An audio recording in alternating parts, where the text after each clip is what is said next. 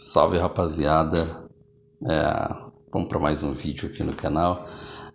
Eu gostaria de, antes de tudo, me desculpar pela minha ausência aqui, né? Tem novos inscritos aí, então muito obrigado, novos inscritos, por terem chegado. E certamente vocês se inscreveram na esperança de que veriam aqui esse canal sendo alimentado com maior frequência de vídeos. Isso não está acontecendo. Eu vou dar uma justificativa do porquê e, enfim, vocês podem relevar essa minha falha. Um dos motivos pelos quais eu não fiz isso nos últimos 15 dias foi porque, aqui está, ó, eu estava escrevendo um artigo com o meu orientador e agora ele foi publicado, esse artigo. Esse e-mail eu recebi aí tem 15 dias e tem todo um trâmite, né, até que seja publicado. Os caras vão para correção e acabam pedindo que você refaça algumas coisas ou elucide algum pedaço que não está muito claro e assim por diante. Isso vai demorando bastante, porque você devolve até o cara ler e te devolver o e-mail, vai vários dias. Enfim, estava bem ocupado para fazer essas coisas, né? Então esse é um dos primeiros motivos. O segundo motivo é que eu comecei a trabalhar em mais um lugar agora. Já tinha um emprego trabalhando à noite e agora eu fiz um concurso para ser professor do estado aqui onde eu moro.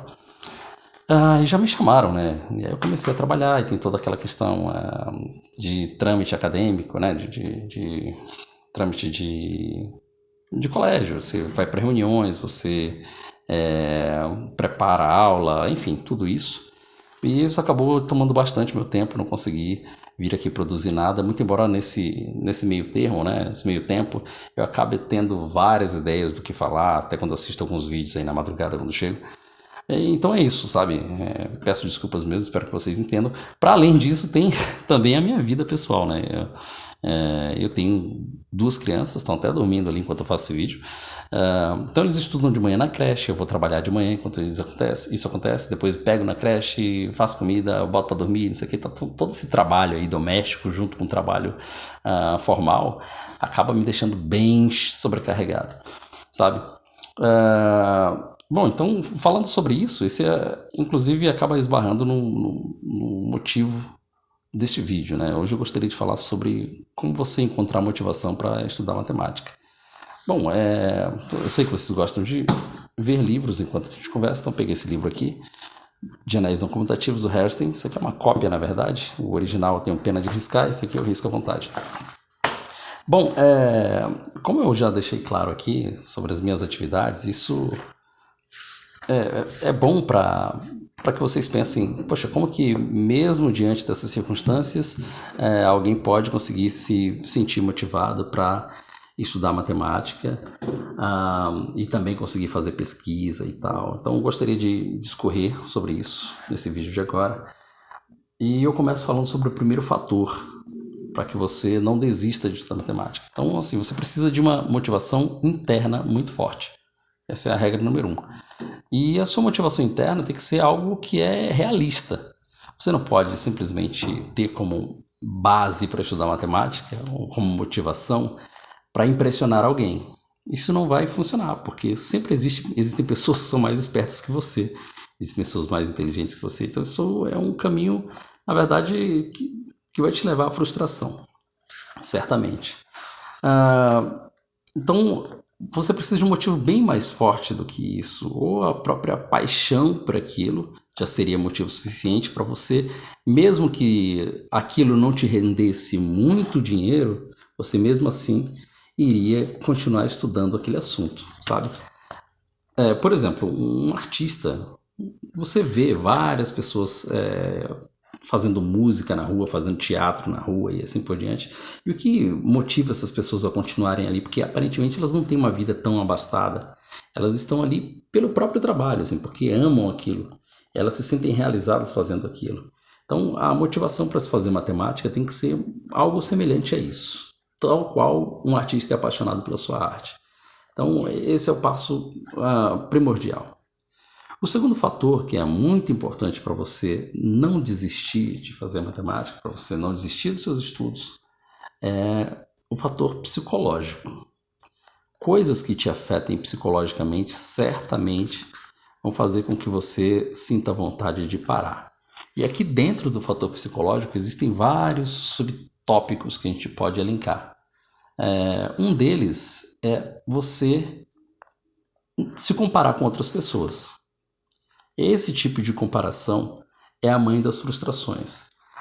É bem verdade que fazer uma comparação que é saudável, ela pode te ajudar a querer estudar cada vez mais, certo?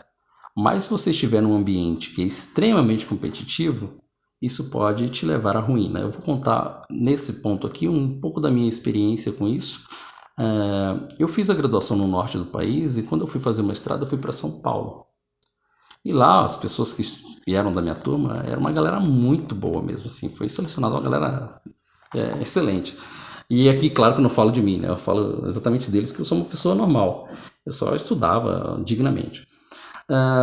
E aí eu saí com esse meu pensamento de ser competitivo lá para São Paulo, para essa universidade, uma grande universidade brasileira. E não dava, cara, simplesmente não dava para eu conseguir acompanhar os meus colegas com notas, porque os caras chegaram lá muito preparados, muito mesmo. Era uma galera que já tinha visto, era final de graduação, né? Todo mundo ali já tinha visto assuntos que a gente vê normalmente no doutorado, já sabiam quase tudo de álgebra comutativa, sabia álgebra de Lie, sabia topologia algébrica, sabia, enfim, vários assuntos, várias disciplinas que a gente vê normalmente no doutorado. E, além disso, já tinha um conhecimento profundo naqueles temas de graduação, né?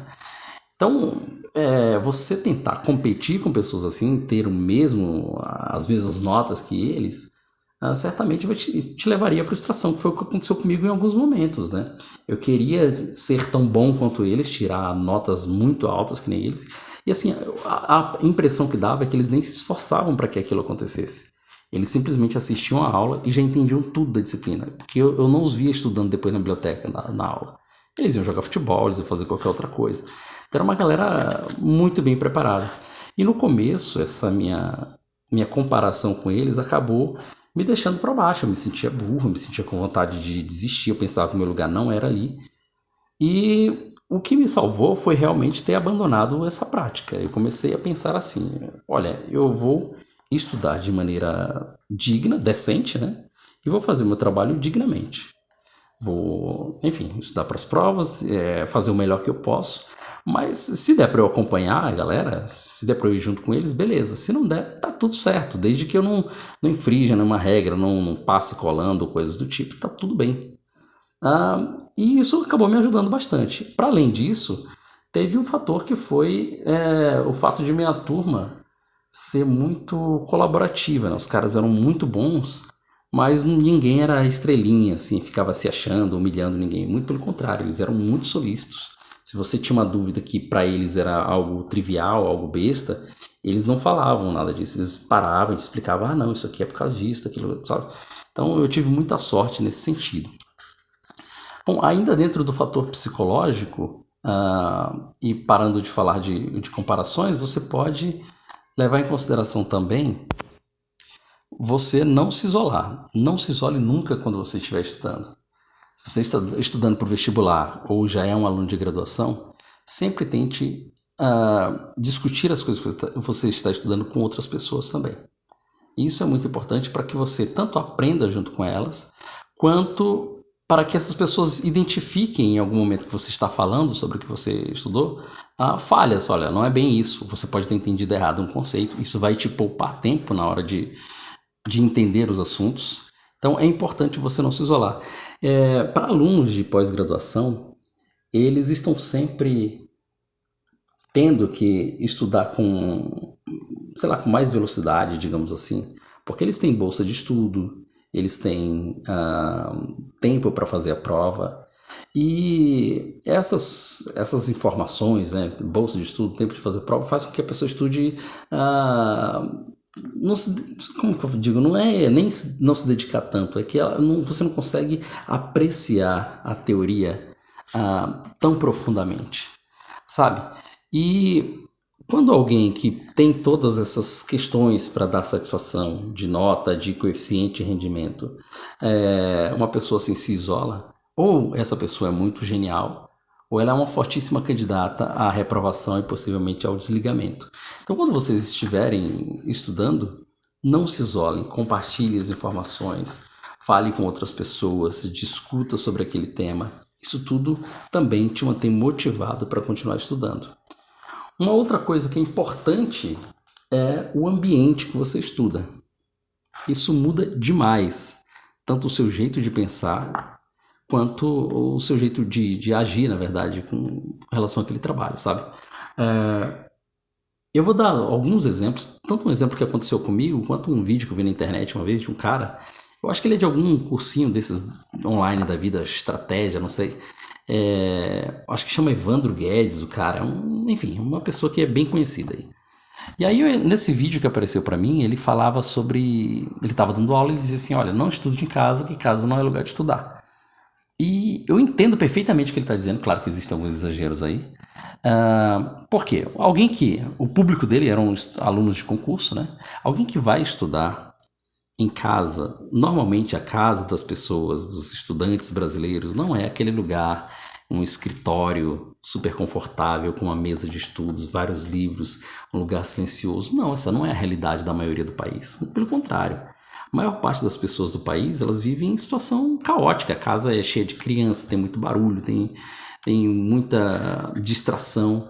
Então, estudar em casa para uma pessoa assim realmente vai ser prejudicial. Então, eu concordo com ele nesse sentido de que o ideal para você continuar se mantendo motivado no seu estudo é estar num local que fomente o estudo, numa biblioteca, ou então mesmo que seja dentro da sua casa, que você espere um horário ou que todo mundo esteja dormindo, ou antes de todo mundo acordar, você acorda mais cedo e faz o seu trabalho direito. Isso é muito importante. Um outro fator que é indispensável também para a sua motivação é ter o conhecimento básico, é fazer as bases. Não adianta você tentar dar um passo maior do que aquilo que você pode dar, né? Maior do que sua perna, porque isso não vai dar certo. Você vai se frustrar certamente. Então a primeira coisa que você tem que fazer na hora de estudar qualquer assunto novo é refazer as bases. Se você é um estudante do ensino médio, você tem que entender, sei lá, como que soma fração, como que funciona uma função, o que é uma aplicação, o que é uma linguagem de conjunto. Você tem que entender o básico do básico, como que resolve uma equação do segundo grau, como que acha a raiz, como que fatora, todas essas coisas. Se você é um aluno de graduação, você tem que saber o básico também da disciplina que você está estudando ali, sei lá, se é análise, se é álgebra, não sei. Tem que saber o mínimo possível. E aí você pode, a partir daí, estudar temas mais avançados. Do contrário, se você já partir para estudar um assunto muito avançado e não souber o básico da teoria, isso só vai servir de desmotivação e fazer com que você desista o mais rápido possível. Dificilmente a gente se mantém estudando algo que a gente não entende por um longo período, certo? Uma outra coisa que é também importante é você escrever aquilo que você está estudando. Você precisa, se você está resolvendo um problema, escreva o problema, não tente resolver tudo mentalmente, mesmo que seja mais fácil. A escrita é uma estratégia interessante, tanto para memorização, para aprendizado, quanto para o ensino. A gente geralmente escreve diferente da maneira como a gente pensa ou diferente da maneira que a gente fala. Então, quando você coloca as coisas no papel, você trabalha de maneira com mais qualidade, tá? De maneira mais uniforme também. Então, escrever é algo extremamente importante. E juntamente com o escrever está você compartilhar essas informações, embora isso esteja ligado ao que eu já falei, que é de você não se isolar.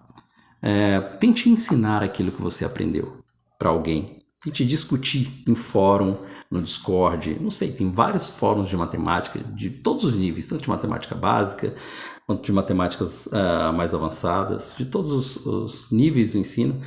Existem locais de discussão, isso é importante para que você tanto teste o seu nível de conhecimento, quanto para você se manter em contato com pessoas que têm o mesmo objetivo que você, falam a mesma linguagem, tá certo? Então, de um modo geral, esses são os pontos cruciais para que você se sinta mais motivado em estudar matemática e em fazer matemática. E se você em algum momento se sentir com vontade de parar, isso é perfeitamente normal, isso acontece com pessoas até de muito talento, digamos assim, que a gente vê por aí. Existe um matemático chamado Michael Atiyah, existia, né, já faleceu. Ele tem alguns livros, entre eles o mais famoso é um de álgebra comutativa, E ele também é vencedor da Medalha Fields. Ele tem um artigo na internet em que ele fala alguns conselhos para jovens matemáticos. Na verdade, não é só ele, existem vários matemáticos que dão conselhos para os jovens matemáticos, mas o texto dele é o mais famoso de todos. E lá ele relata que ele também sentiu vontade de desistir quando ele estava no doutorado. Na verdade, um pouco depois, acho que no segundo ano de doutorado, uma coisa assim. E ele foi falar com um matemático foi a pessoa mais importante da geração dele, que é um matemático chamado Jean-Pierre Serre, que é foi outro medalhista Fields. E o Jean-Pierre Serre falou a mesma coisa pro Attia. Falou que sentiu vontade de desistir quando ele estava fazendo pesquisa, porque ele tinha a impressão de que aquilo não era para ele, de que aquilo era, sei lá, difícil demais ou coisa parecida. Mesmo pessoas, se você tira daí, né? Mesmo pessoas de muito prestígio já passaram em suas cabeças desistir de fazer o que elas estavam fazendo, ou de fazer aquilo que elas se tornariam brilhantes um tempo depois. Então, na verdade, você não pode ter pressa para fazer matemática. Você tem que fazer as coisas com cautela. É melhor você entender um pouquinho, cada dia entender bem, do que estudar um volume enorme de coisa e não entender absolutamente nada. Isso não faz o menor sentido. A base ela tem que ser bem feita nesse sentido, né? De você estudar aos poucos, estudar com calma, estudar com qualidade. E só depois o resultado vai vir. A matemática ela não se apresenta para quem é apressado. É só para quem realmente é muito paciente. Tá certo? Bom, você pode comentar aqui a sua experiência, o que você considera como crucial para se manter motivado estudando matemática, de qualquer que seja o nível. E eu leio todos os comentários. Tá? Um abraço e até o próximo vídeo.